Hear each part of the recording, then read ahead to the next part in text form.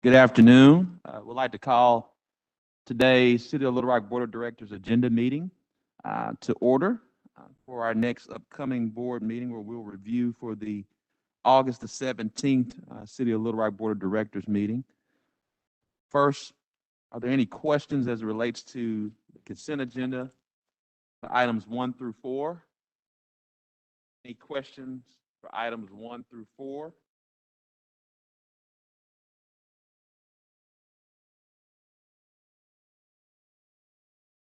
Any questions for items 1 through 4? Seeing none.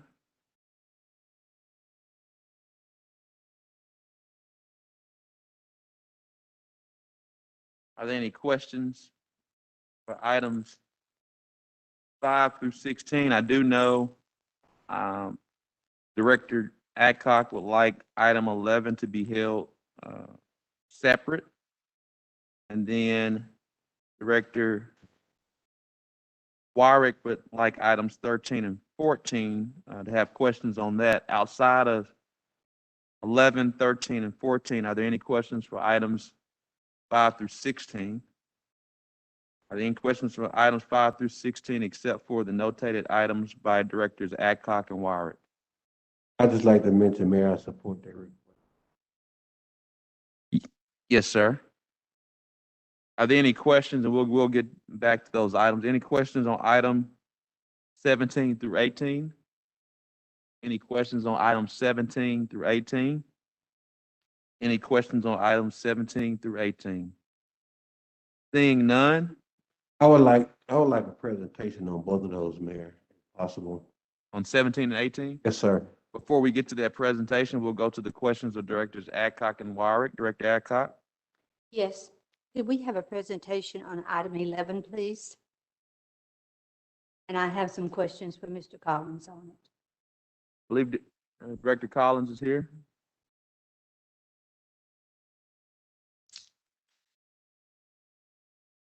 Mr. Collins, before your time and the time of lots of people in this room, there was a concrete facility like this located right off of University Avenue. Dirty, it was dusty, there was lots of problems with it. So when I saw this, I thought of that. So please, would you tell us why we're going to put this next to a residential neighborhood? If we could bring up the zoning map for that, really help explain that.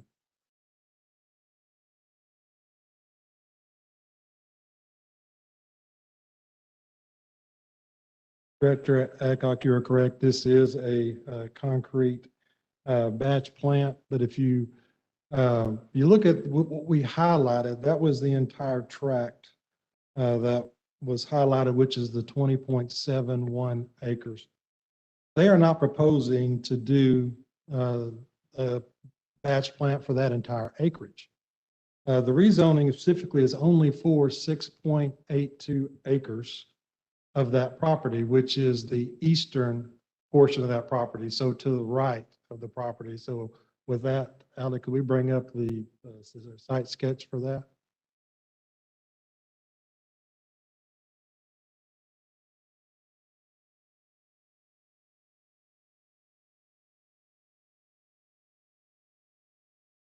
The site sketch on that location.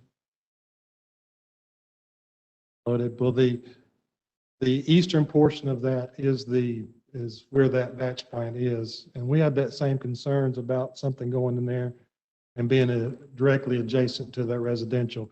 This plant is not going to be adjacent to that residential portion that is on the west side of that. So if we could bring back that zoning map. And you're correct that if you look over at that south of the development, that's west, that is residential. We did not want that going fully to that side. That's why the 6.82 acres only. So the only other property owner that is adjacent to them would be the south, which is the DOT, Arkansas Department of Transportation, district headquarters direct to the south, and then the statewide headquarters is a little bit south of that. And we did send that request to the district engineer to forward that up, and to the higher ups at the DOT, and they did not have any problems with that plant being at that location. Before next week, when we look at this, would you please have marked on there exactly where on that hashtag going to be located? Yes, we will delineate that little portion off, and I'll make sure that the site sketch that they submitted is uploaded for everybody. How are they going to do the property that is next to the neighborhood? Will it be cleared? No, it is going to just be left exactly like it is right now, undisturbed. Okay, and is that stated in the application? It is stated where the acreage is, and the left is going to remain. I'd like to make sure that is in the application or stated on paper so that we can give it to the neighborhood to make sure that we're not, phase two is coming along in a year or two, and it's something that would not fit with our neighborhood. That's a ma'am. very fragile neighborhood right there. They have the highway department, they have a car repair shop, and I think we need to look at what benefits the neighborhood. Good. Thank you.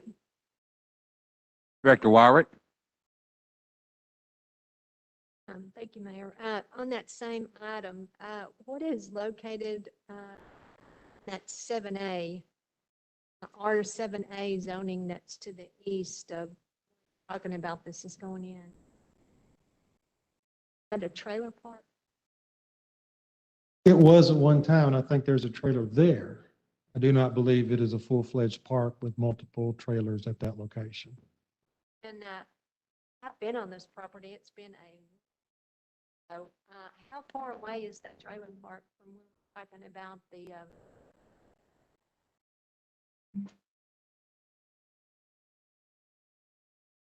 I can't hear what you said. Did you say how far away the trailer park is from Yes. the site itself? how far away is the trailer park from where the concrete plant is going to be constructed? Are you talking about the trailer park that's over there by the O2 that's to the, 7A, the or one the that one says that's at R7A? Yeah, the one says R7A. I didn't have a measurement from that one, specific distance. I'll have to get that and send that to everybody. Okay. Is there another trailer park that I haven't seen besides that Yeah, one? if you look at the very furthest to your right, which is to the east, where the Mapleville Pike kind of curves back up and goes to the north, Right. you'll see that there's little bitty buildings over there. Oh, that over there, okay. Yes, that is the a trailer park that is down the road from it. There's a notation on here, R7A. That's what I'm asking about. It's to the east of where you're talking about the concrete plant is going to go in. There's some property in between. Is that the place you were saying there was only one trailer there? Yes, to my knowledge, there was one at that location. Okay, and are these residences that are on Mapleville Pike? They are the old residences that were there whenever all this area was annexed into the city and brought underneath that general zoning, but that area over for years has been turning over to more of a commercial industrial use along Mapleville Pike. I've been over in that area and been down on this property, actually. It's a pretty nice piece of property. I knew it came up for sale, so curious to know what was going to go in there. That's all the questions I have on that. Can I go to my other questions, Mayor, or? Yes, ma'am. Do you have somebody else in mind? No, you are. I asked to have 13 and 14 separate. If this is a continuation of the Gateway Village that's there, usually I talk to them and I haven't visited with them about these two locations. So can you talk about that a little bit?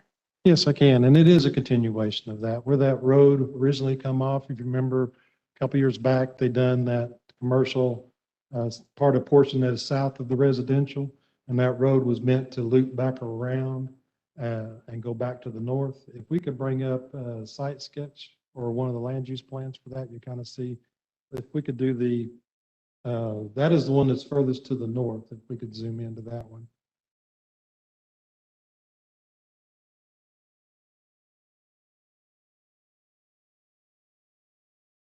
So on that south portion, you see where that road is coming off of that, the commercial tracks that got rezoned is looking to put in. Just directly to the east of it is that existing residential that's going in, the rental units. And so as that road comes back to the north, that is the one portion of it. And then that other phase is just the tracks that are at the very furthest to the north. They're a different layout. They're more circular in nature. And so again, these are all the triplex units that they're looking to rent in this area. So this is a continuation of the gateway. Okay. So this road actually winds up on Alexander Road. Yes, it It's all ties in. If correct. you could bring back the other one, I can't remember if it was the A or the B. B, that was a site sketch. If we could zoom in, that's where it's tying into the Alexander Road. And that's that other layout for that B, which is, the internal circular layout of those units. They gonna have to do half-street improvements on Alexander? Yes, They are. for that portion of adjacent to the roadway. Adjacent to the road, not the Yes. whole development, Well, on that road that's going through it, they got to do the full development right? of the road going through their development. Right. Now adjacent to Alexander, they'll have to do the half street along their property frontage. So that's a lot of frontage there, right? Yes. If I'm looking at this correctly, they'll have to improve both sides, the lot 2 and for lot 2 and lot 3 and lot 9, lot 10 are. They'll have to do half-street improvements there. Yes, and there was no variances requested, so no boundary street variance requested. Big. And there'll still be a little portion on there that needs to be done, so we need to, as this gets developed in phases, potentially look at improvements along the Alexander roadway back to the intersection. Okay, and it's that at once, 117 lots, 351 units on 13, and then phase 9 is 14 lots, 84 units. And do you know about their construction plan? Is it like immediately, or did they give you a time frame for this? They did not give a time frame for the full development. If you look at what has been developed previously, they're doing maybe about 50 plus units, trying at a swath of getting them. The last little iteration of what they was bringing in, they actually tried to go to a more modular, or some of it built off-site and brought in and sit down on the slab to try to expedite some of those matters. But this winter was a little rough on them, just due to the rain and the cold on getting that type of scenario in. So if they stick to that road and they perfect that type of process, they could be doing a little bit more than what they're typically doing right now. I haven't talked to the neighborhood groups. I'd like to hold these separate.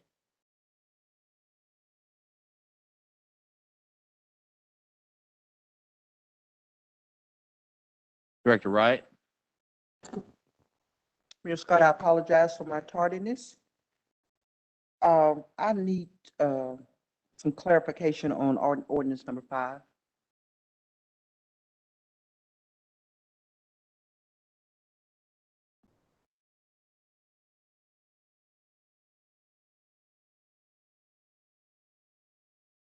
Director Collins?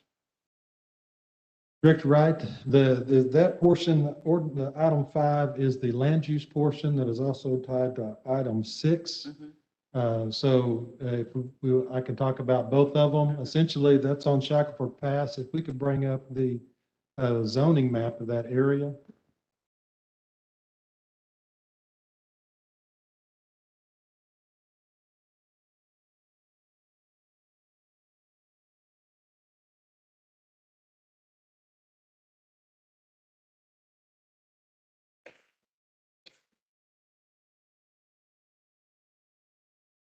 There you go. We could zoom in a little bit.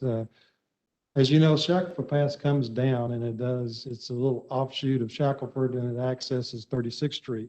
And that area is just south of that commercial development, Walmart and that area up in there. But what they're looking to do is rezone from the standard R2 single family district to C4 open display. They're proposed, they want to allow for future development containing some office warehouse type use, mini warehouse and RV storage. The C4, because it's adjacent to the interstate and some of that storage would allow for that. That's that C4 open display type use. So we did notify 200 feet of all the area and also the neighborhood associations for that.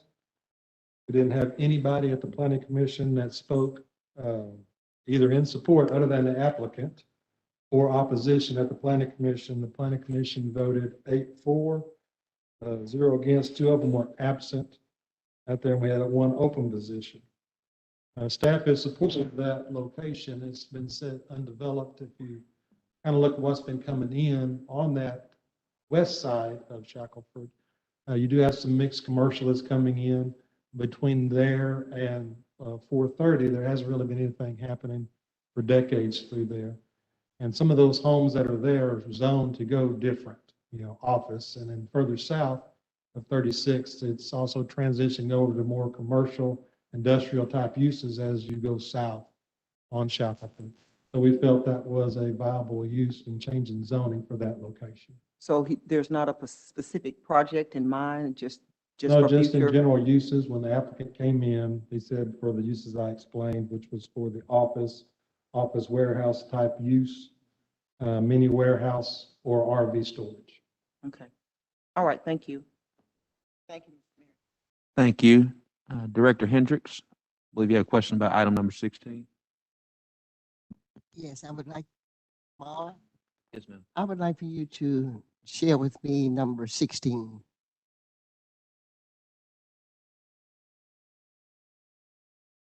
Because that is a residential neighborhood. You pull that up, Director. Hold on a second. We could bring up probably the best way to explain that is there a site sketch for that one?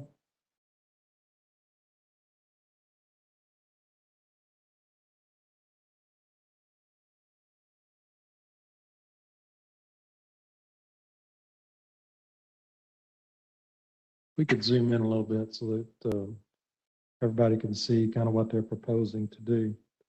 And yes, that is on Ringo Street, and it's right at that intersection. If you look at it, it is the southwest corner of that intersection, just south of Wright Avenue. I know where it is, Donna. Okay, yes, ma'am.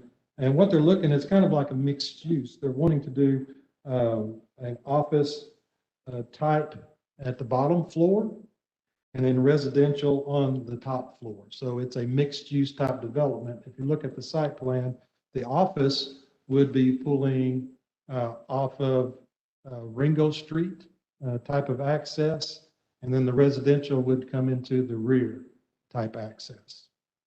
That on the northwest corner or the northeast corner? I'm concerned about the address. I don't live too far from there. That address is at the southwest corner of the intersection of Ringo and Wright Avenue. Okay, and when you said 2-story, I didn't know that house was 2-story, but it is? Well, right there, now there's nothing there. It's Okay, a vacant piece of land, and so this will be a new build. so you're building the structure, it's going to be a structure built? Is that what you're Yes, saying? ma'am. There'll be a building built there that will have a mixed use office type use on the bottom floor and residential apartment condo style use on the top floor. So is this going to be on the lot where the red brick duplex is right now? I think the red brick duplex is directly to the west of them on the opposite side of the alleyway. There is an alleyway that is on the rear of this lot that goes south. And I think the duplexes you're speaking about is just adjacent to this. Well, let me take a look and I'll get back with you tomorrow because what I'm hearing doesn't really rectify what actually is on that corner. Okay? Okay. Tell me the owner's name. Can you share that? Yes, the owner applicant is Wilbur Peer. Doesn't ring a bell. I'll get with you tomorrow. Thank you.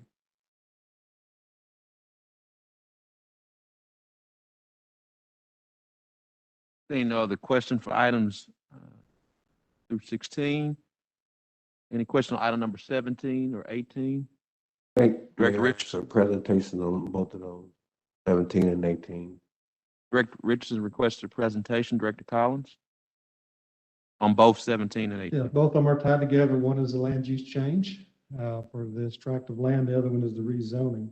So if we could bring up the zoning map, we'll kind of show the general location.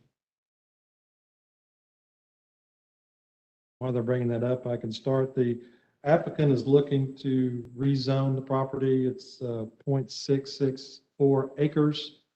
It is on Scott Hamilton. The access is on Scott Hamilton. It is south of the interstate, I-30.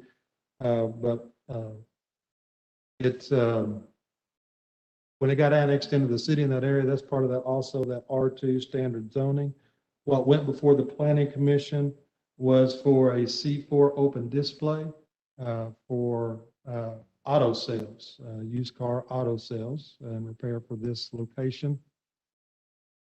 There wasn't anybody that come out in opposition that spoke. All of them that spoke was all for the application. Staff recommended denial to the planning commission for this application. It's just due to the fact that if you pull up what you see is adjacent to it, there are still single family homes that are just to the east of the property on Rocco, Hogan, and Harper Road.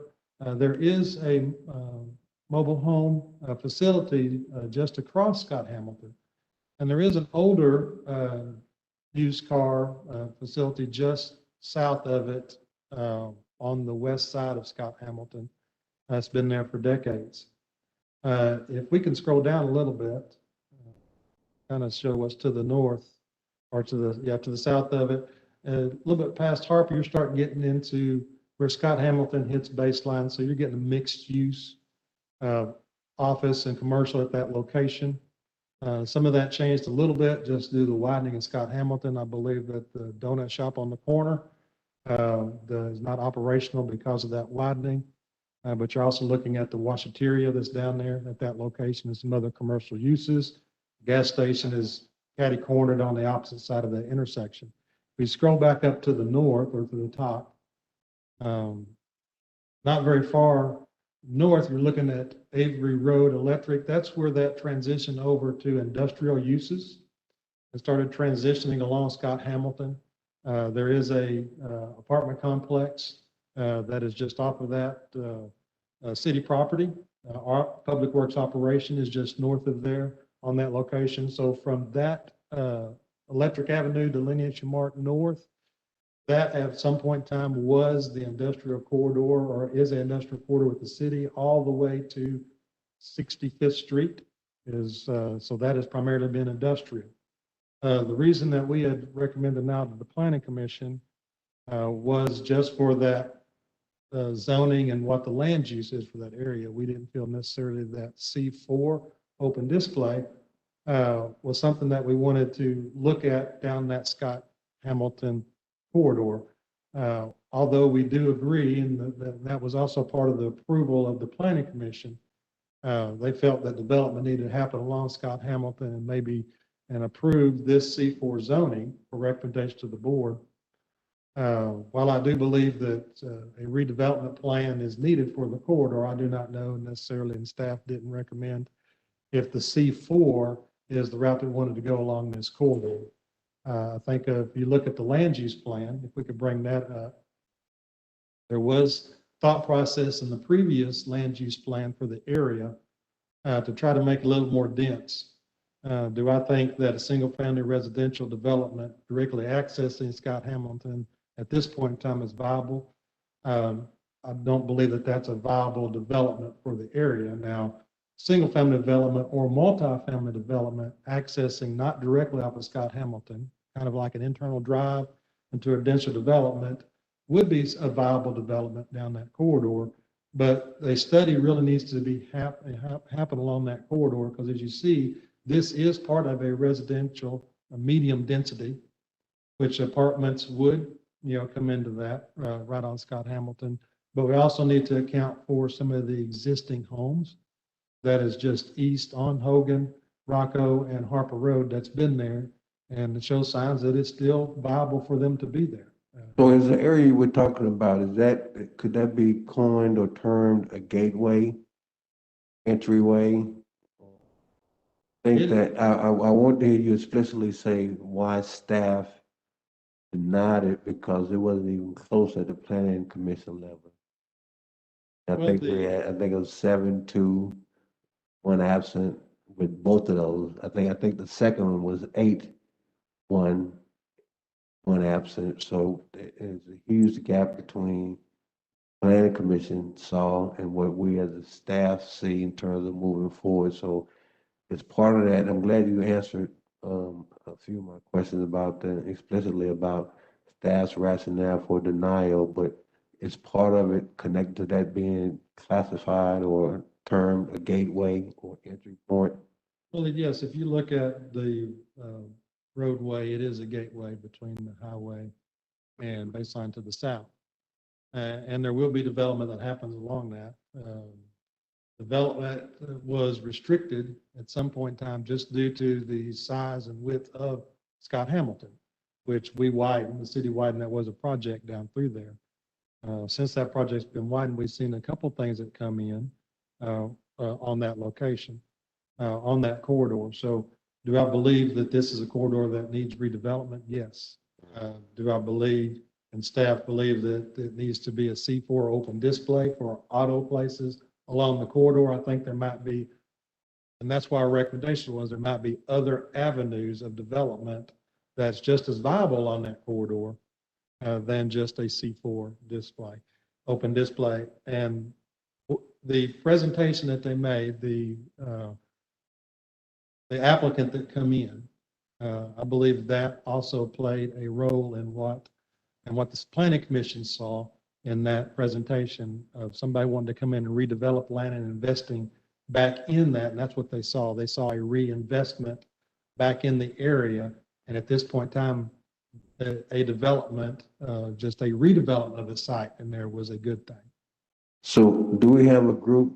I mean, what we did with 12th Street, I think it's the model for development or redevelopment, or a group of people or from staff or consultants working with the community to see what kind of development they would like to see in that area, so that anything that's done in any parts of our city is done with the people rather than to them or at them or for them. So is that something that we're considering in the foreseeable future? Yes, that was part of their, even in their approval, they requested that staff look at that corridor for the land use plan. And that's part of that land use plan, and looking at it and seeing if that is viable. Do we need to relook at the uses that we want to see there? And that was part of their approval, we have been directed to also look at that corridor. So that will be coming up, and we will get neighborhood involvement. We will look at that and prepare a report for the planning commission so that they can recommend a land use map change for that corridor. And if I thought I heard you correctly, you said no one expressed opposition at the planning commission meeting when this came up. And I think I heard you say that earlier. There wasn't anyone that was speaking either for or against. Yes. So no one spoke against it. Yeah, for was the applicants, and there was nobody there. It was applicant, his family, and also there's a person there that helped represent them at the meeting. Nobody was out in opposition. Thank you, Director I Rich. think Director Phillips may have, Mayor, I'm sorry, I had a comment or a question about these two, and I think Director Wiry, well, about the same two items. What was your question? I think Director Phillips. I think you were just throwing the alley-oop, Mayor, to use your phrase from last week. Well, Director Phillips, we'll come to you. I apologize for not receiving the alley-oop, Director Earson. That's what it was. But I understand you're a football player, not a basketball player. That's the reason why I didn't. That's what. Thank you, Director Collins, for the presentation. I had a couple questions, a couple of them which you already answered, so I won't go through them. But when I was reading the write-up, I heard you mention that this is going to be a used auto lot. But in the write-up, I read something about it being a parking lot for the church. Was there some discussion about that at the planning commission meeting on which of the uses it intended to be? There was discussion about a church at the planning commission. I do not recall in that planning commission discussion that was typically described as a parking lot for a church. Okay. The applicant, in speaking with the planning commission, he was aligned with the church facility, and this was more of a second job for him, a supplemental income that they was going to use the lot for that open display for the vehicle sales. Understood. And my second question relates to, and you mentioned this a little bit about the planning commission asking for a land use review. But I also read in here that it mentioned something that one reason why the staff recommended denial is because this is contrary or against the city's long-term goals. I may be using the wrong descriptive there. But from your point of view, I mean, what do you see the long-term goals for that corridor? In that land use portion of it, the long-term goals for the corridor, we still need support for some form of residential. And if you look at the land use plan, there was medium density residential. There has been some apartments complex developed just to the north of this site. So I think there's a good transition in development that in the last land use plan they've looked at for this corridor allows for a good transition from the single family residential that are to the east over to Scott Hamilton. And as I had explained in previously, I do not believe that just a single family detached home might not necessarily be a viable development on a lot by lot basis right adjacent to Scott Hamilton through there. But I do believe some type of where the access might be a main access internal where the roadways are not facing the driveways are not facing Scott Hamilton, that may be a more denser residential developments are viable along Scott Hamilton. But you also got to take into consideration, as I was speaking about the industrial just to the north, we don't necessarily want single family detached homes adjacent to those industrial zonings or proposed uses to the north. And from about where that bend is at Electric Avenue and where the apartments are located at to the north, that is industrial primarily all the way up to 65th. The board has seen a rezoning for a commercial recently down there by just on that northwest corner of Scott Hamilton and I-30. But still, it's industrial uses that are there. So I think there needs to be a transition from industrial to some type of multifamily or some other type of use that might be denser residential to support some of those industrial complexes that would also buffer the single family residential that is there. And some of that land use plan shows that when they in that residential medium density, but there's other areas that are not shown to be on the land use plan right now that could be redeveloped some type of office or commercial use, but not necessarily a C4 or open display use, maybe more of a neighborhood use for the single family residential that is there. C1, C2, and potential C3 uses are also viable. As you see closer down to baseline, there was some C3 uses and C2 uses that are along that corridor. Okay, that makes sense to me. Thank you, Director Collins. That's all I have, Mayor. Director Wyrick. Thank you, Mayor. I agree with you, Jamie. I believe that there's better use for this property than auto sales. And there has been some development come along there in the last few years. They've got Job Corps with that new beautiful facility that they've built there. And then at the corner of Scott Hamilton and 65th Street, there's a new soccer complex with some commercial things there. We do have some neighborhood folks. I recognize Mize Road, Rocco Drive, Hogan Drive. There's people that live on those streets. And so I'm thinking that something that would be more useful to the neighborhood, or even to the school, or the youth that are going to the soccer fields, those kinds of things. So I agree with you. I'd like to keep this separate. I do want to ask you this question one more time, though. Did you get any letters from anybody in Southwest in opposition to this? At the time that we wrote these up, we did not, but I will relook at everything that we got and make sure that I post that to the board for everything. Okay, I'd appreciate that, but I'd like to hold this separate because I'm thinking that we're going to have some folks that are going to wish for something besides C4. Thank you.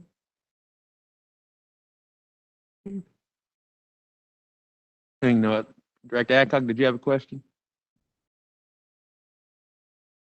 Thank you so much. Seeing no other questions for items 17 and 18, we'll now move to our report. Mayor, just one item we talked Oh. about earlier, Yes. and I mentioned it to Director Peck earlier this afternoon, but on your agenda, on this agenda next Tuesday, we need to make a small amendment to the, or minor amendment to the resolution that regarding the recovery funds. Director Peck made a motion that went back to March the 1st and include police and fire cadet classes, but we also had a 911 class that fell into that category, and she agreed that we would include that. So because of the, usually I probably would have just done it because they're part of the police department, but because the way the resolution read was police officers, I just need to bring that back, and it'll just be an amendment on next Tuesday's agenda. That'll also keep in line that the checks will still remain issued on the same time schedule. So you'll just see an amendment to the resolution. Yes, Director Wyrick. Mayor, we still have that outstanding issue with Pecan Lake and their improvement district where they want to expand to 5 individuals and to appoint 2 more. And I think the city attorney's office has everything that they need, but just haven't had time to put it together. So I would love for that to be on the agenda Tuesday, if that's at all possible. Mr. Hogan, if you will visit with Mr. Carpenter. I will. Thank you. Mayor. Yes, Director Wright. Something I need to bring up to Mr. Moore. Do you want me to wait until after the financial report? Yes, ma'am. If we can wait till after the financial report and the is it going to be brief? We'll go if it's going to be brief. If it's not going to be brief, I'm just going to. It'll be brief. Okay, yes, ma'am. Mr. Moore, I need you to give me a report or an update on the Arkansas Highway and Transportation tax funds that the city receives its share of. And in relation to the project that I asked you about, the 36th Street Bridge, replacing it, repairing it, or making it pedestrian friendly. I asked about that in 2020. Thank you. That was brief. Thank you. We'll now move forward to our first quarter financial report from our Chief Financial Officer, Ms. Lonahan. Thank you, Mayor. Good evening, members of the board. As the mayor said, this is the first quarter financial report. So we'll go first to our revenues. Through the end of the first quarter, our revenues were at 28.9% of the annual budget. 1/4 of the budget would be 25%, and this is compared to 25.64% from the same period a year ago. So we're actually ahead of where we were first quarter last year, which was basically pre-COVID. On the next slide, you'll see the dollar amount of revenue. So through the end of the first quarter, we had collected $59,325,000 of our annual budget. The annual budget, or the first quarter budget would be 51,311,000, and that compares to 53,300,000 for the previous year. I will remind you, though, timing of revenues plays a large role in how they come in annually, and we'll see that on the next slide. So when you look at the first line for general property taxes, you'll see that they're 4.8 million above budget, but that's because 40% of our property taxes are collected generally in the first quarter of the year, and then the final quarter of the year is when we see approximately 50%, with 10% spread out through the remainder of the year. So really, with this line, the comparison should be to the same period a year ago. And you'll notice that we are almost 2 million above the same period a year ago. And if you'll recall, in December, when I did the annual report, I told you that we had received the excess commissions on 2020 property tax revenues too late to record them in 2020. They have to be received within 60 days of year end on modified accrual accounting to be able to include them with that year. So those were pushed forward into this year, which is creating a favorable variance in the current year. And again, that amount was about 1.1 million. When you exclude that, we are seeing growth of about 5.3% through the first quarter on our collections. We receive an annual charge from the county that tells us what to expect our growth for the year to be. We got that at the end of February, and it came in at 2.12%. So we are seeing collections in excess of that rate, which may be an indicator that some of the delinquent collections from last year are now coming in. The other line that is unusual time period wise is licenses and permits. About 6.85 million of that budget, that annual budget, is associated with annual business licenses, which are due on January 1st each year. So it also includes mixed drink licenses and planning permits. So you'll see through the end of the first quarter, we had collected just over 7.1 million. And of that, we had collected 89.8%, or excuse me, 89.1% of the annual business license budget compared to 89.8% the previous year. So just a little bit shy of last year as far as business license collections go.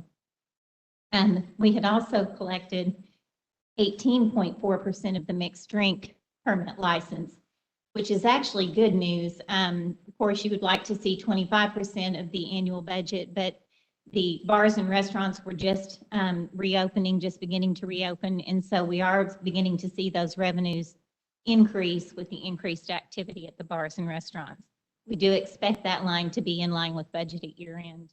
The next line that has a significant variance, and this goes the other way, is our intergovernmental revenues, which represent our state turnback revenues, primarily for the police and fire pension funds, and we receive those annually in July.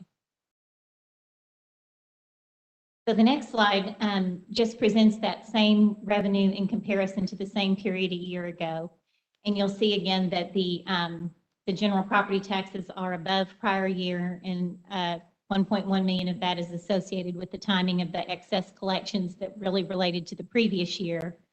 We're ahead on our sales tax, and I'll be discussing that in detail in a few moments. And as I mentioned, our licenses and permits are trailing prior year slightly, primarily due to the timing of mixed drink licenses, and then the fact that we were a few tenths behind on our business license collections. So now we'll get into our sales tax. So as you know, sales tax is collected 2 months behind. So what you see for March there, March 21 is actually January receipts. And this is compared to prior year first quarter. COVID really hit Arkansas around March 11th last year. So we expected to see actually a decrease in our sales tax during the first quarter in comparison to the same period a year ago, because we're still having some of the impact of COVID on tax collections. However, what we actually experienced was growth of, average growth of 8% in March for January revenues. For February revenues, there was 4% growth over the same period a year ago.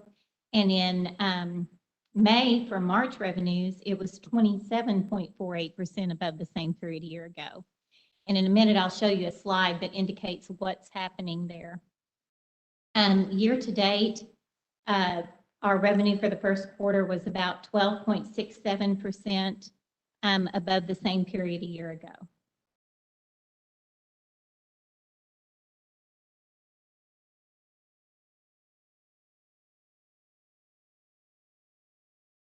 I don't know why. You can move to the next slide. Thank you. Okay, so this is the combined of the local tax, the county tax, and our share of the turn back. And so the percentages are, as I'd noticed, we had growth of approximately 8% in March. For January, in February, we saw growth of 4%, and then 27.48% in May. So if we go to the next slide. Okay, so year to date, 13.35% above the same period a year ago. We had forecast in the first quarter only that we would experience a decline of about 2% because, again, we're compared to the pre-COVID period of last year. We then anticipated from that point forward that we would experience growth over the harshest time period for COVID. Still, over the last 12 months, you'll see on line 15, our growth is only 2.89% over the last 12 months. So I thought it would be interesting to share with you the top 10 NAICS category increases. As you know, we do not get detailed information by company or anything from the state, but we do by NAICS category.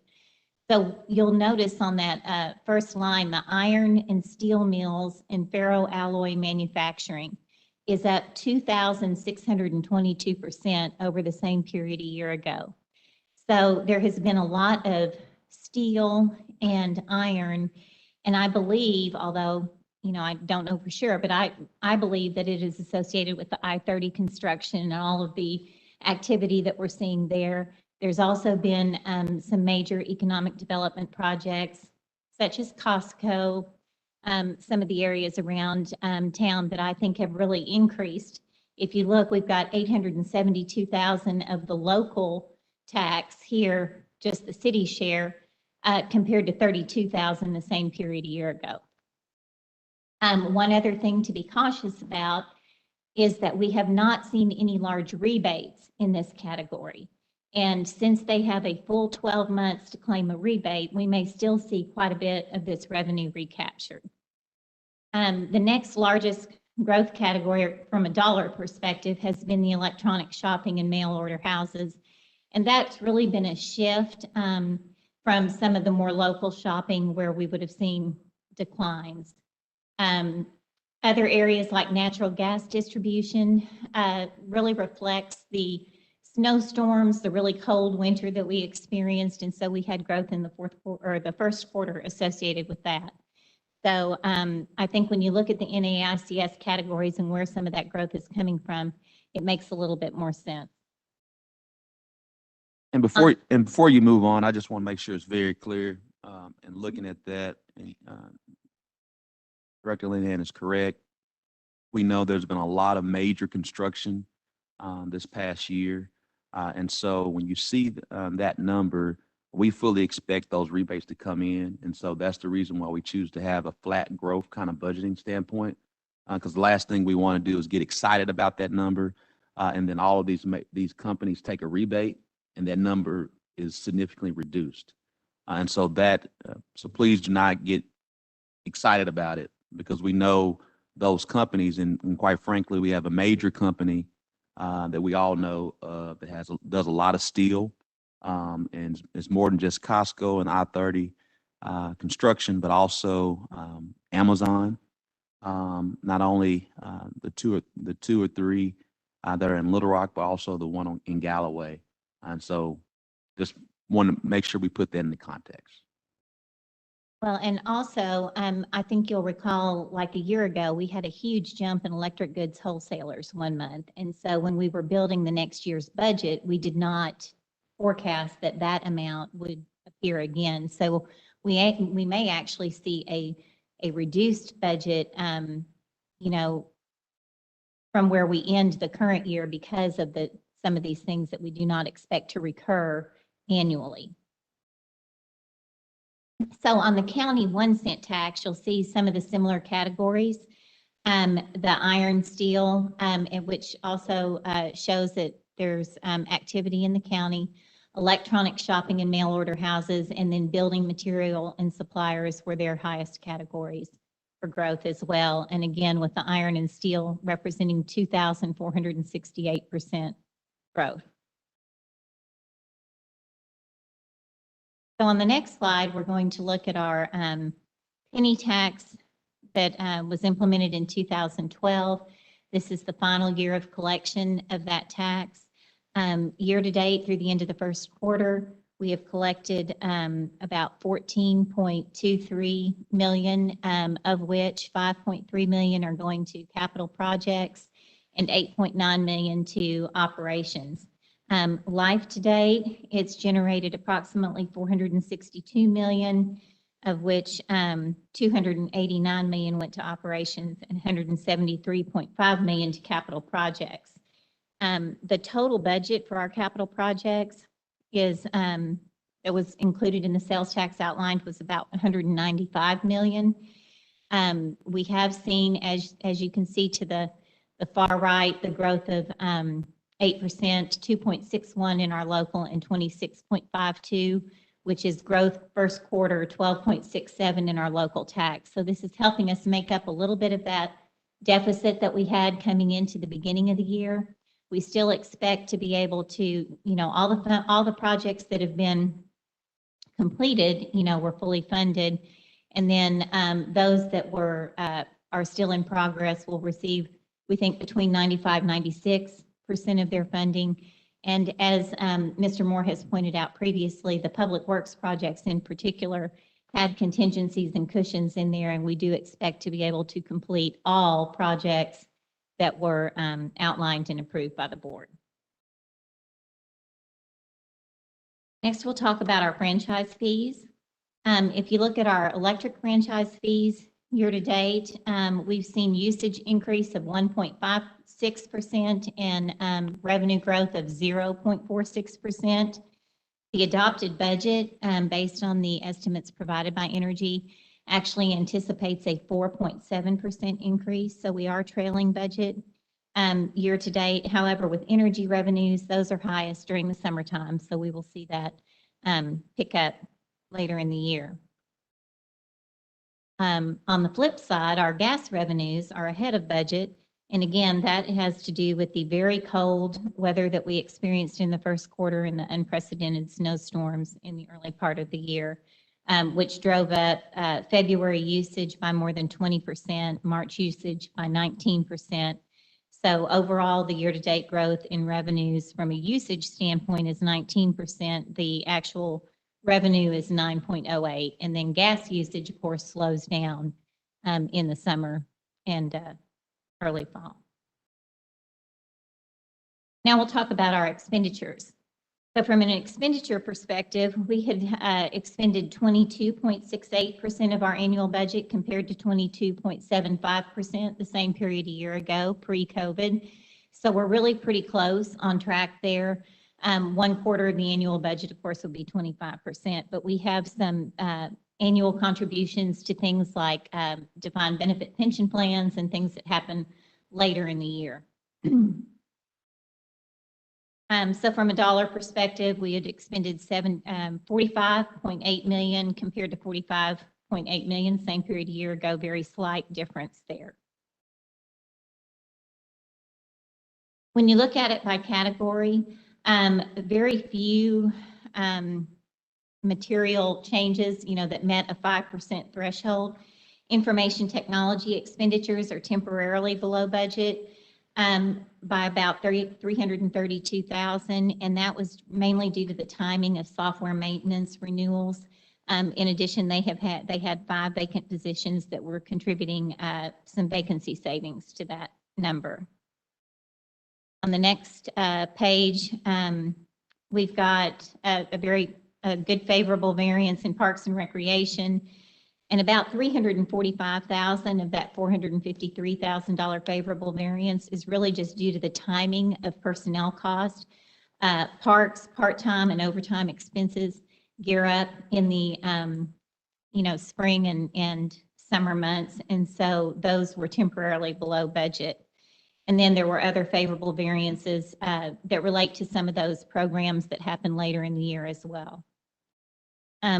Fire had a favorable variance of about $447,000,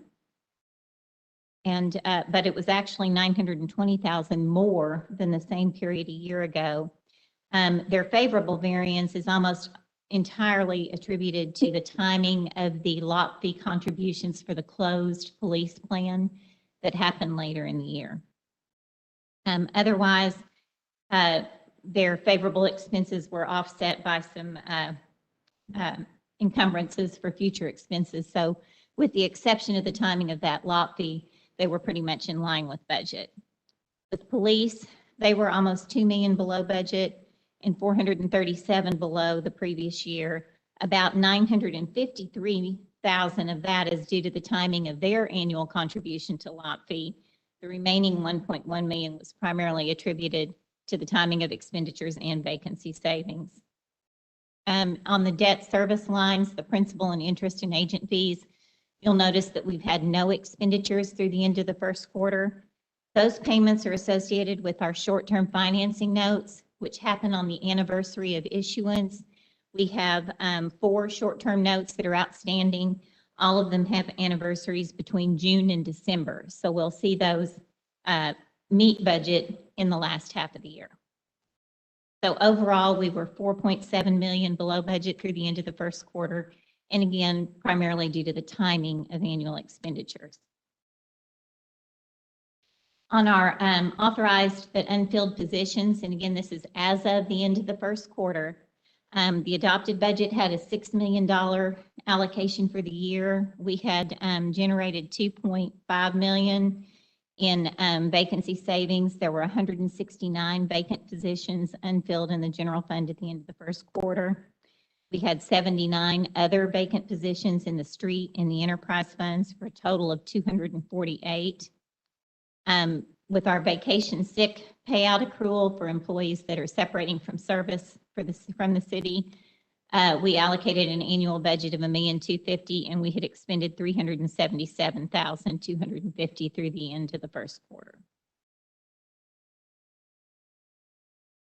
This shows the trend in vacant positions, and as you can see, they've been moving up. We've been having difficulty filling positions in all departments. I know in finance, I'm feeling the pain. We've been down 9 positions almost all year, which is 20% of our workforce. We're having a hard time recruiting, and that's the same is true with my fellow department or finance directors throughout the city. As of the end of the first quarter, there were 35 vacant police positions. That number has increased, I'm sure, through the end of, or through the most recent report. We had a recruit school in February 15th, 21 that recently graduated 11. And then we had a fire recruit school of 29 that began on March 29th, 21. So by making the exception you did in the resolution last week to allow those to be included in the incentive, that was a good move. Otherwise, these would have been excluded from that incentive. Our next police school begins on August 16th, and I believe that has 18, class of 18. So that concludes the first quarter financial report. Are there any questions for me?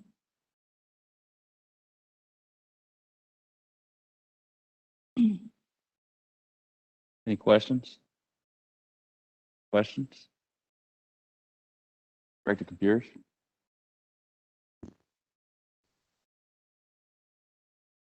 Sarah, thank you.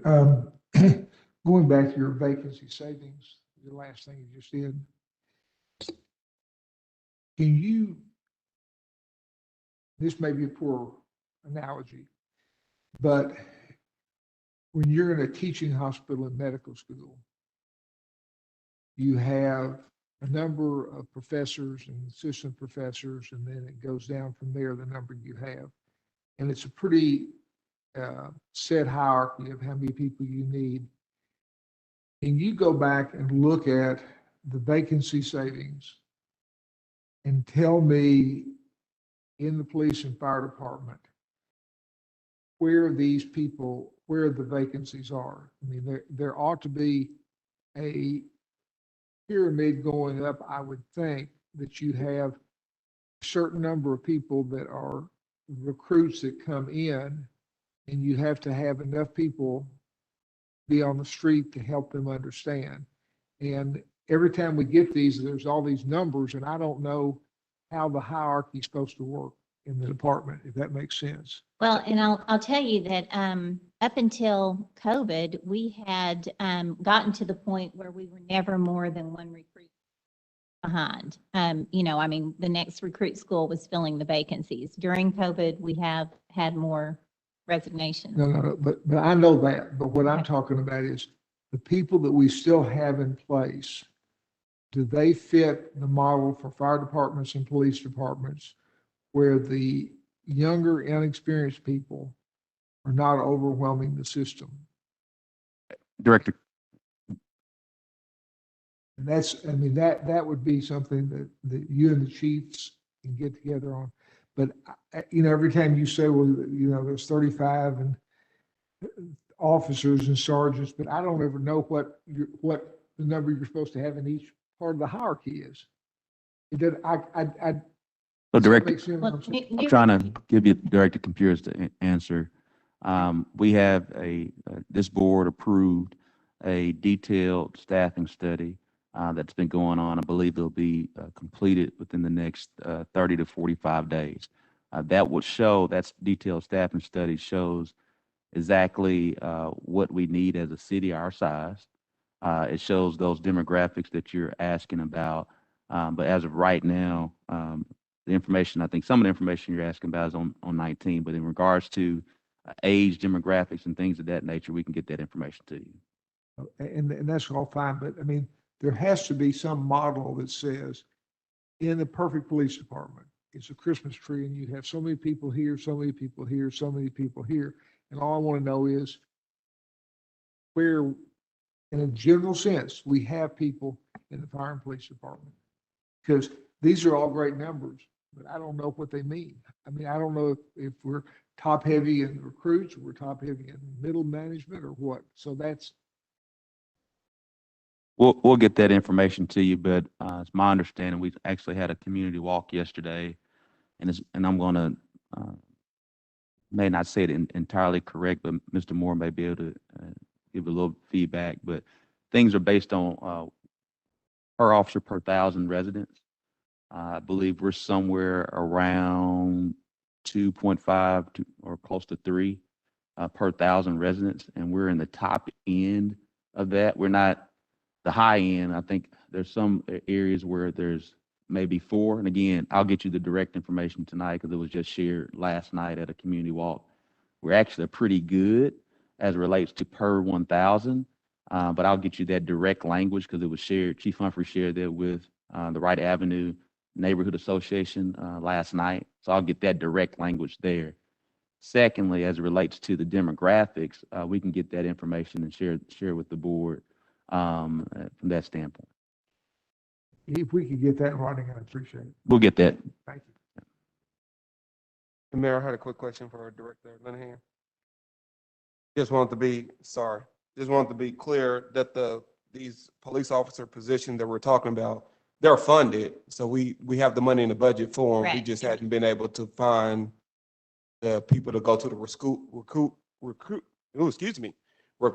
school to fill to fill those positions. Correct. And as you, on this previous slide, now we budget at full authorized strength in all the departments, but then we offset that with a number that represents approximately 5% of just salaried payroll, which is the $6 million. And that's to anticipate timing of turnover and refilling positions so that we can have 100% authorized strength. If we budgeted 100% without that offset, we would always be under budget and we'd be sacrificing expenditures available for operations, for other costs. We are ahead. If you look, we'd already achieved almost 2.6 million. That 6 million is an annual budget. So we are ahead of our vacancy budget right now. So there is some cushion in our personnel budget for those hires. Thank you. That's what I need. Nothing else, Mayor. Thank you so much. Any more questions? Any more questions? Thank you so much, Director Linehan. Our agenda meeting is now adjourned.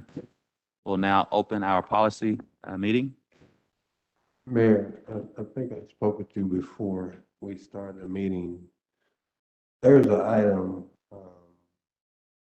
that's on 3618 baseline. I think when we started the meeting, Bruce, I think you withdrew the planning item in Southwest Little Rock. We had no one on paper here to speak to that. And their initial application included ATV, radiation repair, and display. And what was before us was a tire sale, tire display, and Director Roward can attest to the fact that we both have been receiving a lot of calls from constituents because of business of that nature is operating there, Bruce. And I had to encourage them to go back and look at the meeting to see where before the meeting even began. You informed us that the item had been withdrawn. So Bruce, Mayor, Rick, I don't know how we address this, if this is something that we penalize financially. Is this something that we just go out and say, yeah, right, stop doing this? I'm not sure what ramifications, what options we have available. And BJ, I don't know if you have anything you want to add to that. I couldn't hear everything you said, so I might repeat something that you said. That's fine. I apologize. That's fine.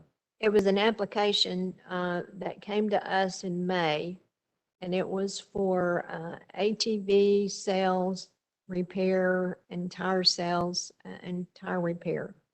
And came to us on May 18th. I'd received a number of letters and calls from the community. I asked that it be deferred on June the 6th. I think it was for a month. And then on August the 4th, the applicant withdrew his application. Well, the community has noted that there are tire sales and repair going on at that location. And it just seems like that if we had an application that went through the Planning Commission and went through the City Board for tires and tire repair, and they withdrew, that they should not be able to do that kind of work at this business. I think our planning director told us that it had been a car repair place for a long time, and that in his opinion that the tire sales were appropriate under the original PCD. This was a revision from one PCD to another PCD. But the community has spoken up about this again. Why are we allowing tire repair and sales go on when it was a part of the additional things in the PCD? And under its current zoning, those uses are allowable, and Mr. Collins can come up and bring us some clarity, Director Roward. That's a great point. The whole application was withdrawn before we even had a chance to even vote on it, but now it seems like what was withdrawn is being done. And I think that's kind of irony and angst that Director Warwick and I are feeling from our constituents who hadn't been supportive of that, and who really ain't had a lot of community engagement with the proposed developer, so. Jamie, is there anything that Director Wire said that they could kind of better get our colleagues a better understanding of what it is that we're dealing with here? Director Collins, if you come forth.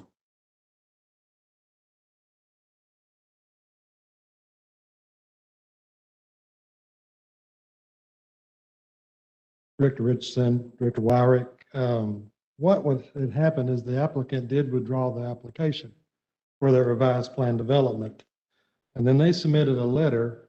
They felt that what they had proposed originally should have never went through a revision to the plan development, that their use was allowed in that. And they had sent a letter in requesting our review again of that development. And so I reviewed that original application that they submitted to revise it along with the approved plan development. And I know Tom is out this week, but part of that is the plan development was not specifically the one that is current, not the one that they proposed to amend, was for a radiator shop, but it was not specifically addressed to an entity. It was for the use. It did not specifically say in that plan development that is only for radiator repair or replacement of an automobile.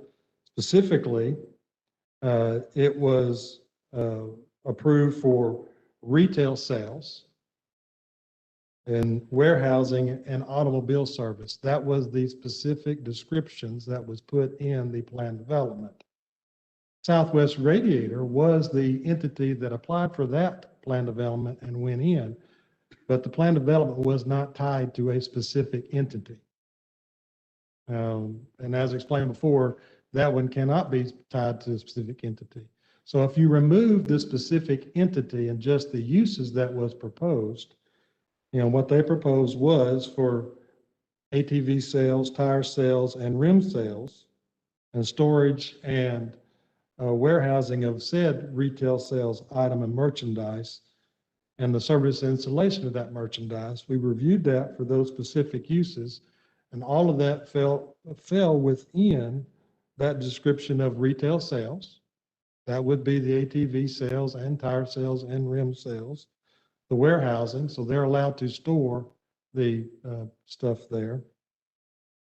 And then the automobile service, so they're allowed to install the merchandise that they sell for, like the tires and the rims.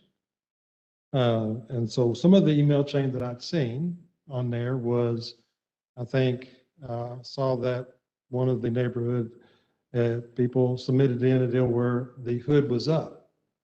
That's not approved for that type of automobile repair, for engine repair. That was not in the plan development.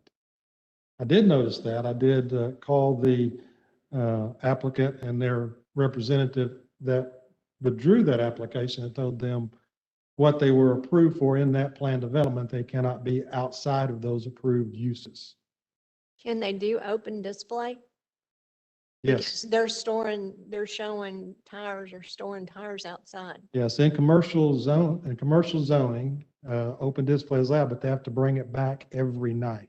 A C4 open display is something that is out there and is continually out there, like a automobile dealership, that they don't move them in. They're outside display fully. But in the commercial zone, that is allowed for outside display as long as they put it out on the retail sales and they bring it back. And that's by a certain time, correct? Yeah, that's their close of business. So that would be no different than Home Depot putting stuff out to sell, or other entities that put it out to sell and then bring it back. So not to create any confusion, and I guess I am confused, unintended. What was it that they withdrew that we were going to vote on? And is any of that part of what they're doing there now? Because I know they went before to do the radiator repair and ATV work, and that was denied. So they came back and they did the tire. I think they kind of nailed it down a little bit, trimmed it down a little bit, and just did the tire sale and tire display. And they withdrew that, if my memory serves me correctly, before the meeting really started. Bruce had informed us that that item had been withdrawn because we had a substantial amount of people from Southwest Little Rock here that night to speak against that item. Well, the radiator portion of it, that was the one that did get approved previously. That is what is standing right now, the planned development. And there was, once a plan development goes into effect, as in they start development, in which they did that. They did the site improvements required for that plan development. Then that plan development is in place unless the applicant revokes that development, asks for it, plan development, or there was a time constraint put on it for some reason for development. But that was not the case for that approved PCD. So in that approved PCD, when that applicant come in, and we don't file for the application, they filed for a amendment to that plan development. So as it went through the process, then they withdrew their application before it was heard at the board. And so, and like I said, I had sent out a letter of their request of what they specifically requested for after that withdrawal. Well, it just seems very strange to the community that this was on their application for a revised PCD, the tires, and they withdrew. It was never voted on by this board. And now all of a sudden, they're able to do it. So the community almost felt like they were duped with the withdrawal and the no action that was taken because they're able to do the tires anyway. And like they were able to do the Jedi mind trick, that they were duped, bamboozled, hoodwinked. And I include you in the email thread so that you can see those concerns and you can bring some clarity to the discussion. But the radiator repair part was not approved at the planning commission level, correct? Original. That was the original. Well, let's say that is the current PCD. Okay. And let me clarify this, even if a revision or amendment to a plan development from a previous plan development goes through and gets denied at the board, that does not negate the current plan development. It only denies the amendment of the plan development. So as it stands today, whether it went through and got voted on or whether it was withdrawn, the current PCD is still standing. That is the current zoning of the property. So when they first came to you all to revise the PCD and they said they wanted to do tires, did y'all not advise them they could already do tires? But when they originally come in, I can't speak for what discussion they had at the staff level. But in that review, the director sits down and does that review as requested for the definitions, and that is allowed in that plan development. So that is why the letter comes from the Director of Planning and Development. It is when that purview of a review of the definition and what is allowed in a plan development. And that would be you, right? Yes, well, I went through and reviewed every one of them, and I pulled all the old ones that was denied previously. And the original garage that everybody's speaking about, it was Locher's Garage, if I'm pronouncing that right, for decades prior to annexation. Prior to the plan development, it has been a use for an automotive type use from that time. So even in, I think there was a plan development that was denied previously too, prior to the one that is active, but it still has always been an automotive use, an automotive repair type facility at that location prior to the city annexing. Well, thanks for your explanation. I think I'm got a little bit more clarity. I do believe that it's quite odd that, and I know as staff, we can't tell them how to develop their businesses, but that was an allowable use according to my communications for you, that what they're doing right now is allowable, and it was allowable at the time they submitted the original applications for the ATV and the radiator repair and everything else. That was allowable already. So what was it that we withdrew? Item.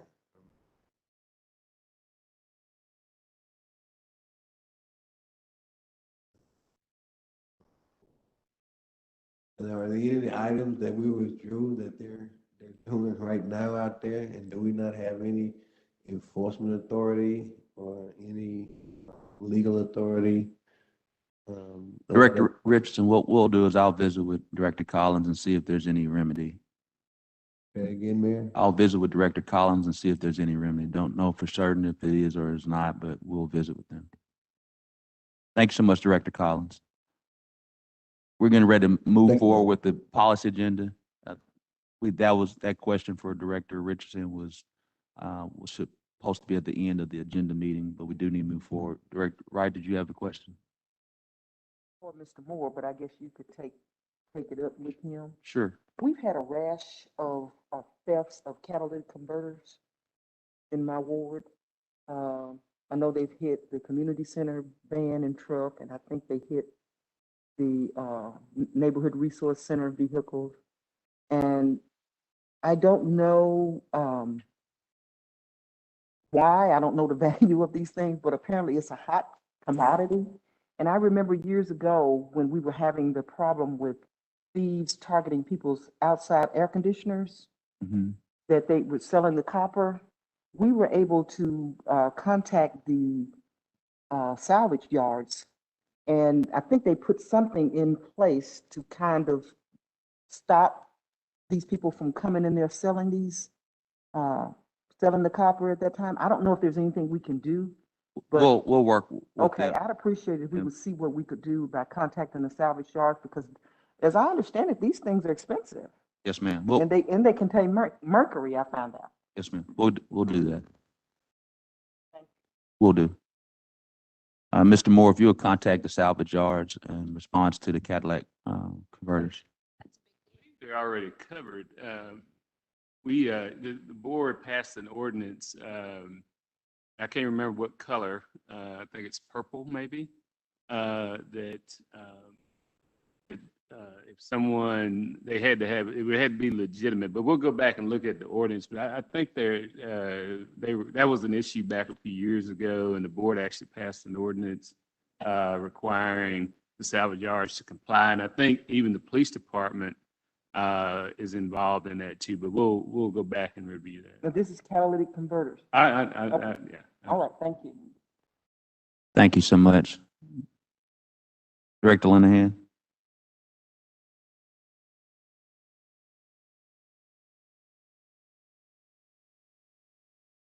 So tonight, we're going to kind of review again the American Rescue Plan proposal, where we stand currently with the first tranche of funds, kind of go back over what we have already done and what we're proposing moving forward.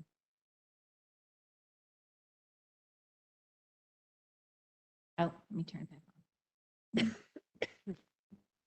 Okay. So just a refresher, the city received its first tranche of funds, which was 18.8 million in May. And then last week, the board passed a resolution that served as a statement of intent for approximately 11.6 million of the first tranche. The second tranche is expected a year from when we received the first tranche and should be in a comparable amount.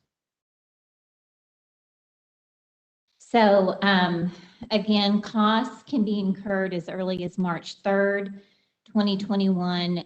It's looking forward, not a reimbursement of the past. The cost must be obligated by December 31st, 2024. So that doesn't mean that you have to have spent everything, but you have to have a purchase order in place, an order in place, and then those funds have to be fully expended by December 31st, 2026. Anything that is not spent or that is not spent in accordance with the act will then be recouped by the federal government. So the eligible expenditure categories were expenditure of lost revenue on government services, and there's a calculation that goes into that, and a growth factor that's applied. Since the July 16th deadline for comment, there has been some additional guidance issued that indicates that that measure includes also component units controlled by the city. So we have to look back at our lost revenue calculation and update that again. Public health measures to respond to COVID-19, certain water, sewer, and broadband infrastructure, addressing the economic impacts of COVID-19, premium pay for frontline workers, and indirect costs. So in the resolution that you all passed last week, we had expenditure of lost revenue on government services, which included the cybersecurity IT infrastructure, and that was also on your agenda tonight for approval next week. We had expenditure of lost revenue on fire apparatus of $2.2 million. We've got $700,000 allocated to public health measures to respond to COVID. We're looking at vaccination incentives and communications to try to accelerate the vaccinations in Little Rock. Public health measures to respond to COVID. We've got community violence intervention programs, $1.5 million. The premium pay one-time bonus will be approximately $3.2 million.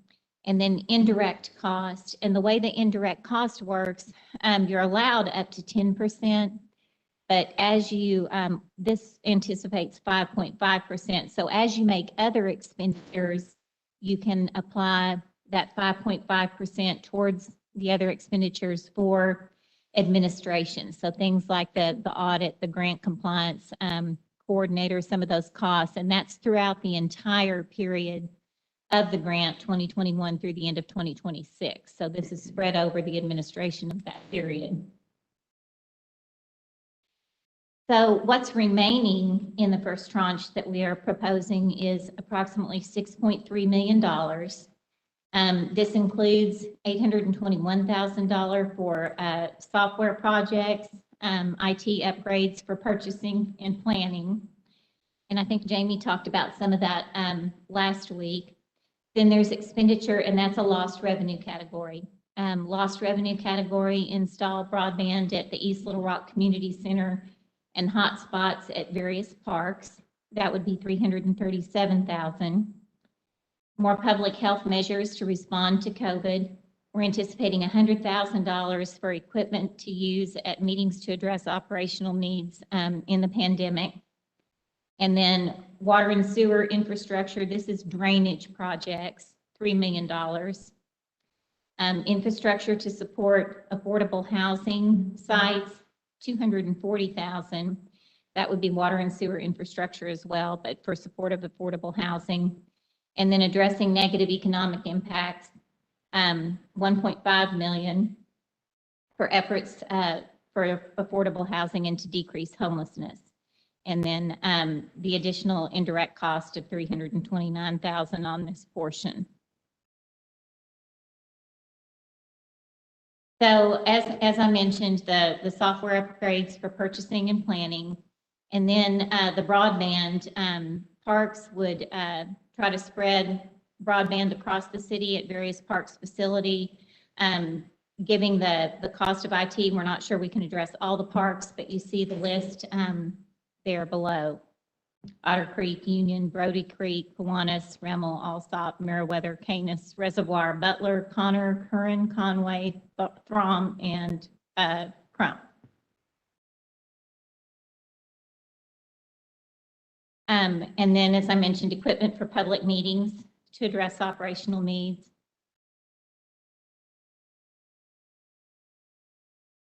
And there is no water infrastructure included here, but there are drainage projects.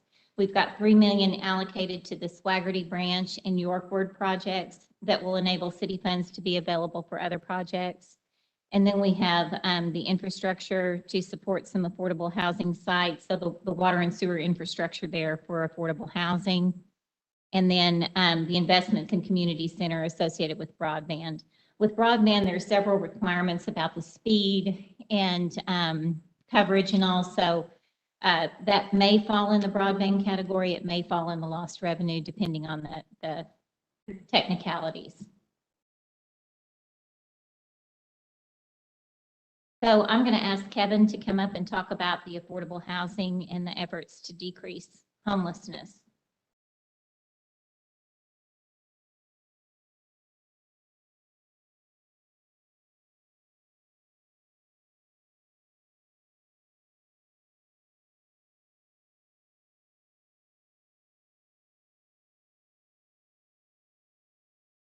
Thank you, Sarah. Good afternoon, everyone. Some of the things that we're trying to do to address affordable housing and homelessness in the city of Little Rock, the preservation and production of affordable housing development is one of the most needed issues dealing with homeless individuals and families. Also invested in housing in neighborhoods to install infrastructure improvements to develop affordable housing, to create a homeownership opportunity to low to moderate income population. This will help eliminate slum and blight in conjunction with new and infill developments as we increase our demolition efforts. Some of the things that's been happening in the past due to COVID is the increase, you all know, the increase of construction materials, developing new housing in the city of Little Rock. The increase of materials will cost a lot. As we bid these projects out, we'll need that increased cost to help develop these affordable housing. Also, serving the hardest hit communities, families by investment in housing in neighborhoods such as services to address individuals experiencing homelessness, affordable housing development, housing vouchers, residential counseling, and housing navigation assistance facilitate moves to neighborhoods with economic opportunity. So these are some of the things that help address some of the needs that we have with homelessness. She also talked about the 240,000. We do have some projects identified in wards 1 and ward 6. I don't want to talk about those, just name the actual addresses of those developments that we're going to do due to the fact that we have the public that may get that information and want to buy some of those properties that we're identifying. But we do have several pockets throughout Ward 6 that I've talked to Director Wright about. Some of those needs to be addressed. And also we have some pockets throughout Wards 1 that we need to install infrastructure to do the affordable housing projects that we're looking forward to doing. Thank you. Is there any questions for me? We'll come back. We want to get done with the presentation first.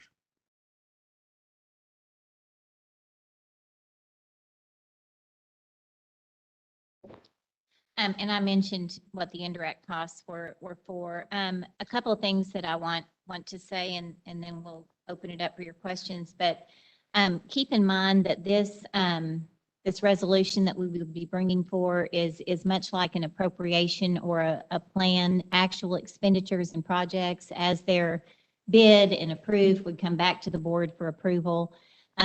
We have our first reporting deadline for the American Rescue Plan at the end of August. We'll be required to report on a quarterly basis. Guidance is continuing to come out on how the reports will go. Once we won't have any actual expenditures in this first report because we had not approved or expended anything prior to the July 31st deadline. But going forward, we will be reporting expenditures and then cumulatively after that. And each project will have to fit into an individual category. There's a long list where they break down those 5 categories that we've discussed into smaller pieces, and you have to identify your project, how it fits there. You know, there's measures that have to be in place. There's directives towards utilizing funds in maybe some of the specific census tracts for those that were more heavily impacted potentially by the pandemic. So there's a lot of guidelines that continue to change. This is the outline of the plan so that we can begin to issue bids, fill in details, and then come back to the board for approval on the expenditures. One second. Thank you so much, Director Linehan, for walking through the remaining funds for um, the American Rescue Plan Act. And Director Wright, I will come to you next, but we did have some folks who already raised their hand. I want to make sure that I did see. I don't see, I can't get to it. Director Webb? You have your hand up, Director Webb. Yes. Thank you, Mayor.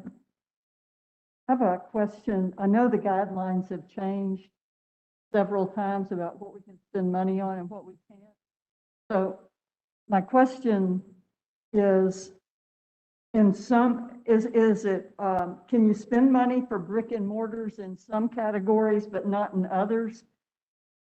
And I don't know if Director Howard or Director Linehan wants to take that, but for example, and this is more of a generic question, but it does refer to a couple of things on this sheet. Like if we were to help rehab, say something that used to be an old hotel or an old apartment building, and then we could help get vouchers for low-income families and and people who were currently unsheltered. It was my understanding that we could do that, but that we couldn't do brick and mortar like the duplexes. And I hope I'm wrong since that's on here, but could you address that?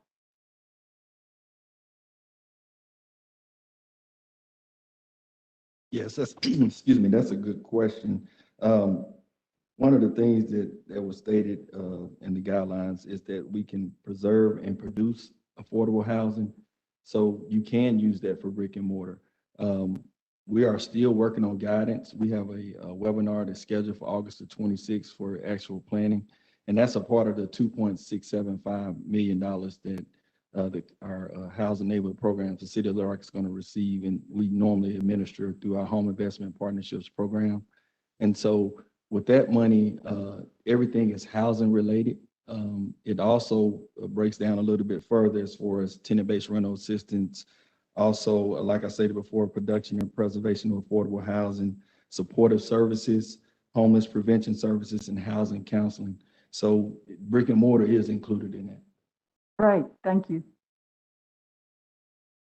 Yes, census tracts information is important. I think Emily was working on that, and she's not here right now, but she can give a more detailed accounting of that. That's also the two different pots. We'll make sure we're not confusing. That's correct. That's correct. What Director Howard is speaking to, there's American Rescue Plan dollars specifically targeted for community development block grant funds that are already administered. And there's also, that's the 2.67 million that he's referring to, Director Webb. And then there's another set of guidelines for housing under the American Rescue Plan Act funds that go directly to cities. So just That's correct. make sure we're all clear. Director Webb? No more questions? Thank you. Director Wright? Yes. Mayor, last time, there was an allocation in there for education. You all made the decision to take that out. No, ma'am, I believe that was in the first, resolution. Was that one went through last time? I'm pretty sure, I don't think it did. let me double check. I don't recall it. I think that was for the 100, was that the 160,000? No, it was 60. I thought it was 60. Yeah. We still have some other items to bring back forward. As we talked about before, it's going to be a series of presentations, but that's still on the list. Okay, because I know our after-school program was negatively affected because we had to go to the virtual, and that was quite a challenge. I agree. Mr. Moore did re-jog my memory. So the best way to look at it is we're doing things, maybe I don't want to say this word, but what the board passed for the resolution was what I would call a phase one. This is a phase two. And then there are some other things to be added to the phase two. So that's something that will be added. Okay. Okay, thank you. We'll get it taken care of. Director Campiris. two questions and a comment, Sarah. First of all, when you go back over on one of your first pages, expenditures for lost revenues on government services, $3.4 million. How do you account for that or what we did the last time? Where does this, when you're doing this, where does that money get put back into? All of the expenditures from the American Rescue Plan will be accounted for in a separate grant fund. And all of the expenditures will come from these funds. So it will not be in the general fund. And the lost revenue is not just general fund either. It's your entire. No, but part of it is lost revenue, general revenue. But it's not a reimbursement for any of your lost revenue. But that's what I want people to understand. This sounds like what you're doing is you're getting money and you're putting it back in the general fund. Yeah, no. So You want me let's to make sure explain that we that? all Okay, understand. so So we've got three funds. We've got the general fund, we've got the sales tax from before, and we've got the American Lagniappe or Rescue Plan. we have a whole lot of funds, I but know. as far from a grant perspective, yeah, the, all of the American Rescue money goes into this American Rescue Plan grant fund. The lost revenue just gives you more flexibility on how you're allowed to spend the American Rescue Plan for, expenditures. So things like the IT cybersecurity is something that can be, that's eligible from the lost revenue category. You cannot just reimburse your general fund for anything you lost. It all has to be spent in accordance with the plan, but there is more flexibility for expenditures like the fire truck. That's not allowed in any other category.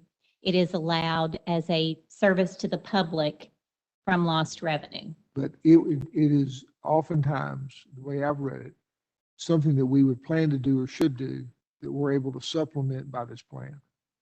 It's something that would normally be paid for out of revenues if you had them available in your operating budget, and it's for service to residents. It cannot be, for example, some of the things that are prohibited is funding your pension plan. That's something you do out of your general fund revenues, but you're not allowed to use this money for funding pension liabilities.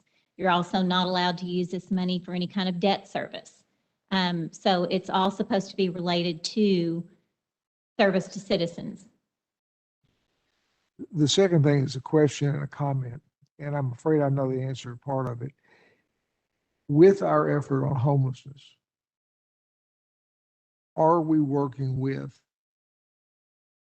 surrounding cities in the county to coordinate our effort? Are we an island doing our own effort and we don't know what anybody else is doing? What's happened in the past is some of us older people will tell you, Me. Joan and I, is that we end up doing enough that we end up attracting people that we're spending money on. So where is the coordination? Is there coordination? And are we working together with people or not? Mr. Moore, if you'll share, I think you've been a part of weekly meetings for a very part of a few months on homeless coordination. Sure, and as Director Webb is also, and our Director Pierce, I would say we are doing a lot better than we have ever, probably, as far as coordinating. We're at the county's at the table, the nonprofits are at the table. So I would say, without a doubt, the answer is yes. And I feel like going forward, it's going to continue to be very positive. Well, I appreciate you saying that. I mean, if we do this by ourselves, we're doomed to failure. I mean, absolutely doomed to failure because we've done it that way before and we don't work well together. And if we don't work well together, it doesn't work. So I appreciate y'all's effort. Do you have any more questions or comments, Director Pierce? No, sir. Thank you. Director Phillips? Thank you, Mayor. And this may be directed to Director Howard. But if I understood you correctly, Mayor, that the ARPA money and the 2.6 million, those are separate monies that have separate requirements on how they could be used, correct? Yes. And does that apply to this additional 4 million that's included in here? that we're going to apply for HUD, or is that, will we be able to use that in a similar way we're using the ARP funds? The 4 million that is listed there is a different pot of money, and that's from the state. We're working with DHS, Lori Williams. My staff has been in conversations with the remaining amount of money they had available. And so we're coming up with a proposed program and uses for those funds. The state wanted us to submit something in writing to them. And so we're working on that too as well. I'm just picking it back off of what Bruce stated earlier about the meetings that we have. And we have those meetings bi-monthly, and to discuss homelessness throughout the city of Little Rock in conjunction with counties and nonprofits as well. And that's what I was getting at. So I mean, that was kind of a alley-oop, to use that phrase again, to pat the staff on the back, because I think it's important, to Dr. Kapir's point, for us to coordinate, but also to leverage all the funds that are available to address this issue. So if it's ARP money, DHS money, or federal money, if we can use all that together, and it sounds like what we're doing, I think that's good news for the city. So good job in that regard. So thank y'all. Thank you. That's all I have, Mayor. Director Hendricks? Director Wright? Okay. Director Webb? Just I think I addressed my 2 issues, yes. yes, ma'am. Director Webb? Thank you. And it was one more quick question for Director Howard. How long do we think it will take to find out about the additional $4 million that we're requesting? Do we have any timeline on that? We have another meeting scheduled on August the 16th, and we'll present that information to the city manager, and we'll go through it, and he'll make sure he reviews it and gives his recommendations before we submit it to the state. So it'll be probably the next 3 weeks, and he probably can give an answer on the rest of that. So that's when we submit the information? We'll submit it after he reviews it and he gives his recommendation on the uses that we provided to him. And how long does it take before we find it? Well, once it goes to the state, we don't know as far as the timeline of when they'll get back to us, but we know that they want to expend those funds because it came from the federal government. So I'm pretty sure they'll get back to us within the next 30 to 45 days. Thank you.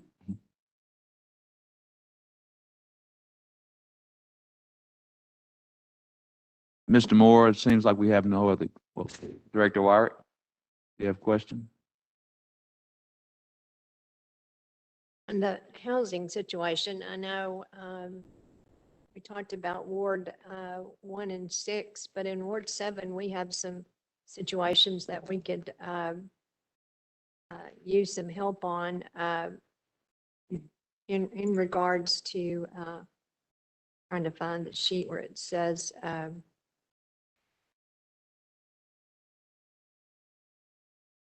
don't know where it is, but it's money toward clearing houses, those kinds of things. Did you all look at any items in Ward 7? Director Wyrick, I don't think we specify wards, but Director Howe did. Yeah, just for I specified as far as the infrastructure, but not as far as where we're going to spend the money for the affordable housing projects. Okay, well, just keep us in mind out there in Ward 7, because we've got some locations. The other question I had about it is, do you see the city as being owners of property in this venture that we're fixing to do? Like, for instance, the 100,000 for duplexes, do you see the city owning those properties? Let me answer that. No. We want to work with existing nonprofits Okay. that are in this business, been in the business for a while or even a short period. But no, we're going to partner with nonprofits to do. Do you know how you partner with them? Will you just give them the money and they build the houses and rent them, or how do you think that's going to work? I think I'll just mention one organization, Jericho Way, or the Paul unit. Right, I'm familiar with them. And I think, as we talked, BCD has done a lot over in Midtown. So we'll put out some type of, requests for proposal or qualifications to get those type of organizations on board, and then fund them so they can build I was curious how that was going to work. And that's typically done through our CHODOs, Community Housing Development Organizations. As Bruce just mentioned, we have 3 on board right now that's actually developing houses. So we definitely want to do that. And we do have wards 7 in mind too as well, because we've talked about that previously before. So we do have some acquisition rehab funding under our Home Investment Partnerships Program that we're going to do here. Thank you. And Mayor, I had my hand up before. That's no one's going until I say they're going. So actually, Director Adcox is up first, then you, Director Richardson, then Director Computers. I got the. Okay. Yeah. I don't want to start dancing over here. Doing jumping jacks to get your attention. I'm sorry, Director Adcox.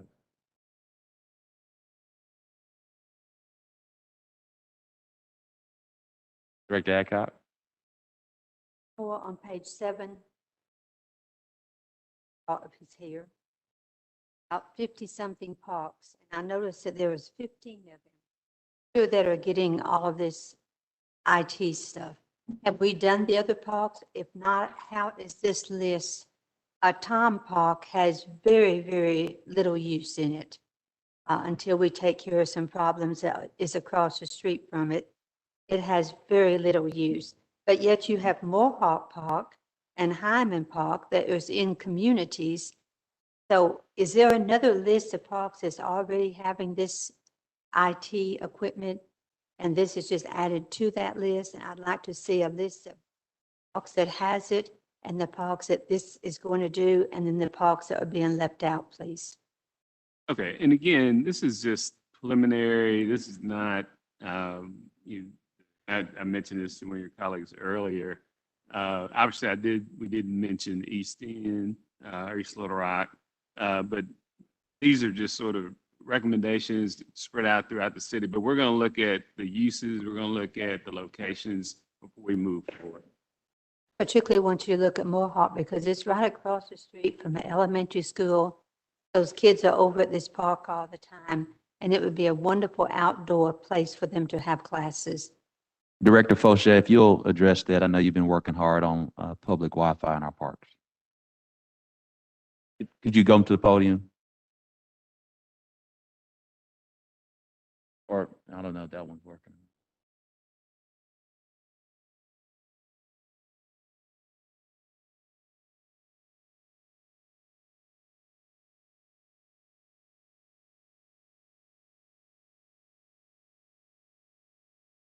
Moorheart actually has Wi-Fi. We put it in last year.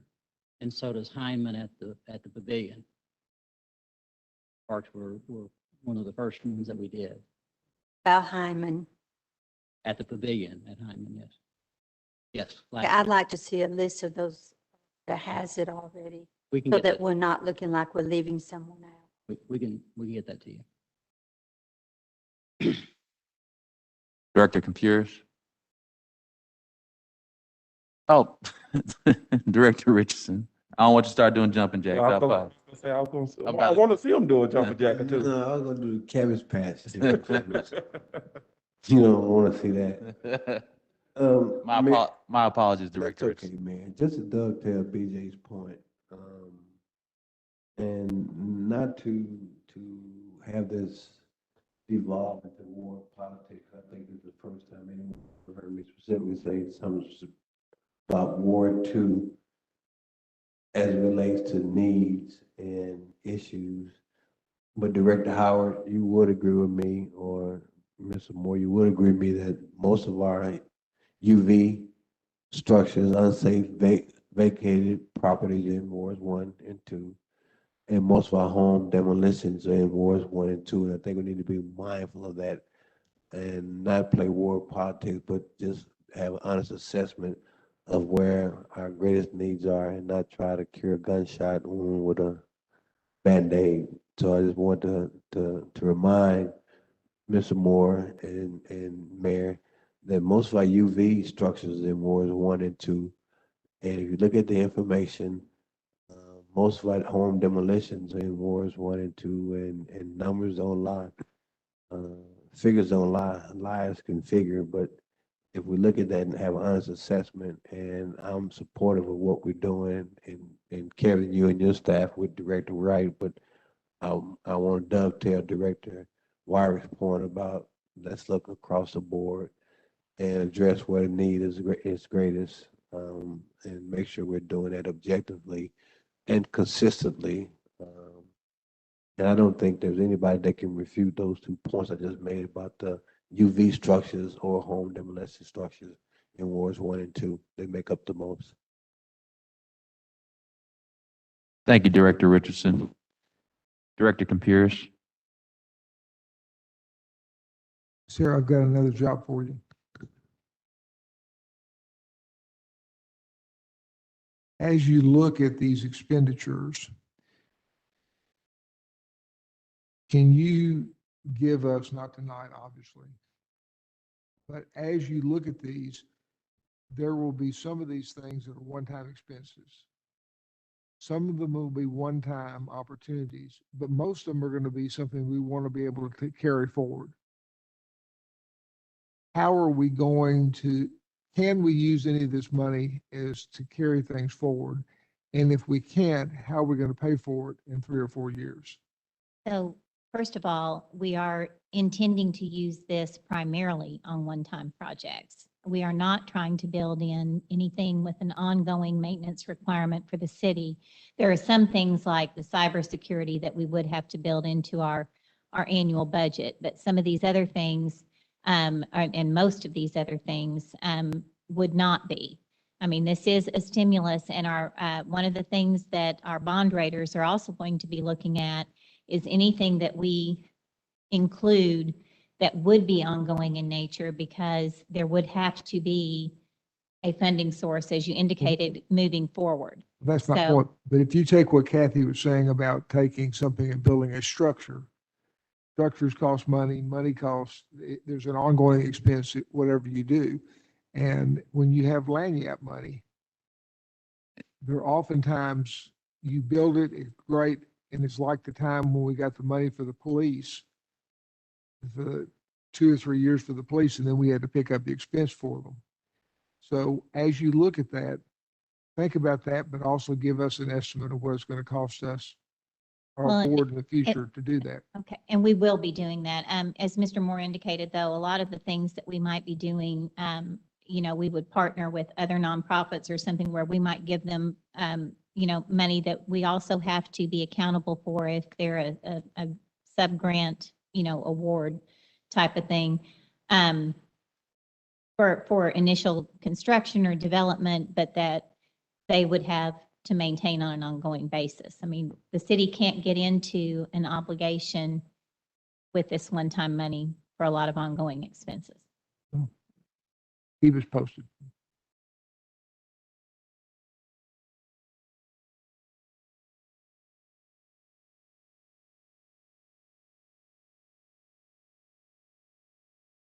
Any more questions from members of the board? Mr. Moore? As we mentioned earlier, it's our intention to have a very similar resolution on the next agenda on 17th, just outlining proposals. And again, we've mentioned throughout, all of these that have to go through a public bid process will ultimately come back to the board. So Mr. Hogan, if you would just take the resolution that the board passed on August the 3rd and not amend it, but just do a very similar resolution that will go out on Friday. Appreciative. Then on the question regarding catalytic converters that Director Wright mentioned, in 2008, the city board actually developed a program by ordinance regarding scrap metal and what all the scrap dealers had to do on a daily basis. But there's also a section that says the purchase of catalytic converters of scrap metal or by scrap metal recyclers is prohibited. They can't even, the scrap metal, that dealers that work in Little Rock, they can't even accept them. They have to, every day, there's it's called Lead Online, and they have to submit the, what they purchased and the serial numbers and everything. So that's in place as of 2008. It is. It's an ordinance, and the police department checks it on a regular basis. Now, there's a lot of, I would say, non-legitimate scrap metal folks out here, but all of the licensed dealers in Little Rock, they can't even purchase them.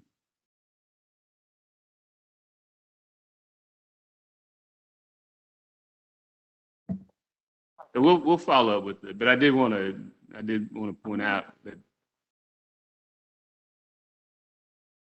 that's all I have. Thank you, Mr. Moore. Seeing no other question from members of the board, this meeting is now adjourned.